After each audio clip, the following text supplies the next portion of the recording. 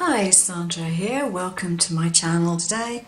Now, I recently bought a nail drill, a small nail drill, which just consisted basically of the pen part of it, and it was connected directly to the power.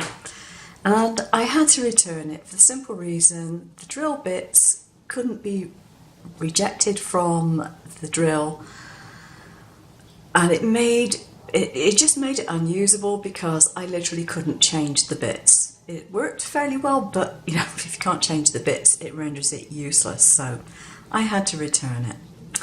So I wanted another one, so I've chosen this one. Now it's called a nail polisher for some strange reason. That's what they've decided to call it. And this one is actually branded as a Nail Master. So it comes in a box like so. I got it from Amazon, and it has a foot control if you want to use it. I've not even unwrapped the foot control cord because I don't want to use a foot control, but it's got one. Quite a dinky one, and it's there. It does not come with detailed instructions. This is it. Now, I don't have a problem because I know how to use it, but if you need instructions on how to use a drill, make sure that you have those instructions to hand before you actually get one, because if you're buying this one, it doesn't come with anything very much at all in the way of written details. The pen part was packaged up in here, and they also send a free nail file. So this one is the 25,000 rev version. Now, according to the Amazon site, it may go up as far as 30,000, but it's actually labelled as a 25,000. It comes with the standard drill bits that you seem to get with every drill on the market. It also comes with a little silicone stand for the drill to be put on the desk if you want to, but it's also got a little side clip which I'll show you in a minute. And that is pretty much it. So let's get the drill. Here we go. It's quite dinky, as you can see. I don't have huge hands, so it's quite dinky. This here is the holder. So you have two slots, one either side. So if you're left or right-handed, you can swap it around at will. So from the front, you obviously have the socket where the nail drill itself plugs in, and you then have a slider switch that either takes it to forward motion or to reverse motion, depending on which way you want it. Now, if you're not familiar with nail drills, it's important to have a forward and reverse. Apart from the fact that it allows you to adjust things if you're right or left-handed, which can be rather important, when you're using a nail drill, for example, you might be using a sanding bit, you need to be able to control the direction that you're sanding to get the maximum effect and to make it safe. If you are going down, up, or side to side, you need to be able to control whichever way your bit is rotating. So if you were working from right to left, you want your drill bit to go from left to right, which is pretty standard for right-handed people, and vice versa if you're doing it the other way around. So that's why that's important. It has a little light which lights up when the power is on, and this is your on and off switch. This round one here is simply the speed, and I'll demonstrate that a bit later. You've got some holes here to put your bits in, and on the base of it you have, better not drop that, you have some more controls. This allows you to change between operation via the foot pedal or by hand. So if you're using the foot pedal, you have to switch it over to that one, or indeed you can have it so that it's not going to operate at all. And if you buy one of these and you think it's not working, just check the back switch, okay? Just before you make a fool of yourself, just check the back switch. This is the fuse which you can unscrew and change the fuse on, and this is where your back pedal actually connects. On the bottom of it, you've got some rubber feet, and according to the label, it is 220, 230 volts, 50 hertz, 12 volts DC, 30 watts. There we go. So you have all the technical details. Now this is the hand drill, and it's connected by a curly wire. So if you don't like the curly wires, you may not want to go for this one. Personally, I don't mind it one way or the other. And as you can see, I've just got a plain bit in there. This comes in the drill when you purchase it, and it's just a plain piece that you can put in there to keep the dust and dirt out of your drill when it's not in use. Now, if you heard that click just then, that tells you that it's properly closed. You twist to the left to open, you put your piece in, and then turn to the right and it clicks, and then you can't remove that piece. It won't fly out or anything else like that. Okay, so it's a fairly standard sort of pen shape, and it's not overly heavy. It's a good, nice, solid feel to it, and it actually goes pretty fast. Now I'm just going to get a drill bit, and this is the box of pieces it comes with. And as you might notice, I have a sanding piece on this mandrill already, and these just pull on or off. So there's the mandrill, pop it on. So we would turn left, remove, put that in the slot at the back, pop in the drill bit, leave a space between that and the head of the drill, and click, and you're ready to go. Now, the one criticism that I have, I mean, virtually every nail drill on the market gives exactly the same bits. What they don't do is tell you how many grits these are. And I've got what appears to be a relatively fine grit on there, but this one's obviously very coarse, but it doesn't actually tell you what grits they are.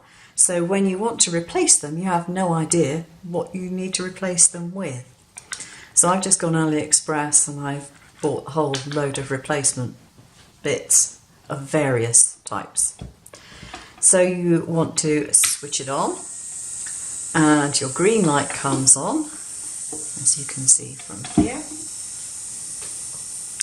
This is the silicone stand that it comes with, if you want to put that on your desk. And this is the very lowest setting.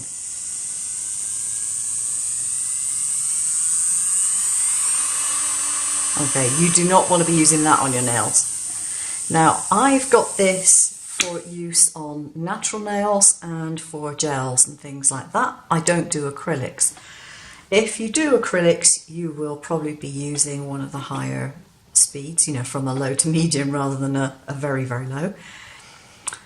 And it's got plenty of power in this to cope with most things, I would think. If you're using this for home use, and this is what I'm talking about, this is probably going to be more than adequate for your needs. Now, as it happens, I have a fingernail here where I've managed to chip off some polish. So I can actually show you this in work. So I'm just going to switch it on. Just going to move this out of the way. And here we go. Now I've got it going very slowly, like so. You want to keep it moving.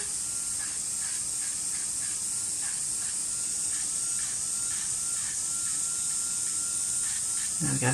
I mean, I can put that on my finger, it doesn't hurt me in the slightest, it barely tickles. You're not going to do yourself an injury with that. And what I do is I take the top layer of my gel off. This was only like one layer of gel. Actually, no, 2 layers of gel and a tiny bit of normal nail polish on the tip. So this isn't very thick at all. I don't take it right down to the natural nail because I don't want to file my nail bed any more than necessary. But you can just do that. And then when you've done that, you can use your remover to take off the rest of it. It drastically speeds up the removal time, and it's well worth doing. Now, if I was to turn this up higher, and just do a tiny little bit. I'm barely touching the nail at all, but that is taking off most of the nail varnish, and in fact you can just see the natural nail peeking through there, and there's no pressure being applied whatsoever. Okay, so that's one of the reasons that I wanted that. Another reason is that with different bits you can keep your cuticles nicely under control and very, very neat. And I much prefer actually doing it with a drill bit than I do with a cuticle pusher. I don't like cuticle pushers. Now, for me, this isn't a problem. I have very steady hands. I can control this very easily. Start off with a very slow speed, and as you get used to it, you can go faster if you need to or want to. But I have good motor control, and I don't have shaky hands or anything like that. There's no vibration. Even if I put this up right the way up to there, I can barely feel anything on the pen whatsoever. So that's really good. But if you don't have good motor control, you can obviously scrape against your skin or your cuticles when you don't want to, or you could go through too deep on your nail beds and damage them. So that wouldn't be a good idea. But if you want a nail drill regardless, and you're happy to learn how to use one, and there are plenty of videos on how to do nail drill work, then I think this one happens to be a really nice version. It's not overly heavy, but it's solid. It doesn't feel flimsy. And certainly I think it's really, really great, and it definitely makes life a lot easier when you're removing a gel polish, or even a normal polish, come to that, because you just don't have to spend so long soaking your nails in acetone. I mean, if you really, really wanted to, and you were very, very, very, very careful, you could probably take it down to the natural nail, but it's not something that I would do. A professional might, I would not.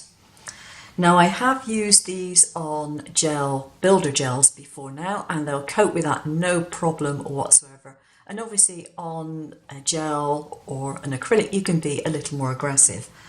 But these are my natural nails, so I'm not going to be aggressive on these. The other thing that I've used it for is smoothing down rough skin on my toes. I suffer dreadfully from hard skin under the toes, and that is amazing for that. It's always been a real pain to try and do it with a hand file. But this does it without any difficulty at all, does it quickly, painlessly, and I can control it really easily, and it's great. And the other thing that I use it for is, in particular, trimming my toenails, because toenails, by their very nature, are not that easy to access. And I find it quite easy to do a little bit of trimming, thinning down of thick nails when the nail's really thick. I find that's good for that. So yes, I think they're great as long as you are cautious, sensible, and bother to learn how to use them. Okay, that's it. I'll give a link to the place where it was purchased in the information box below. This was not sponsored in any shape or form, so it's my true opinion, as it would be even if it were sponsored, but as yet nobody sponsors me. So, okay, thanks for watching. Take care now. Bye bye.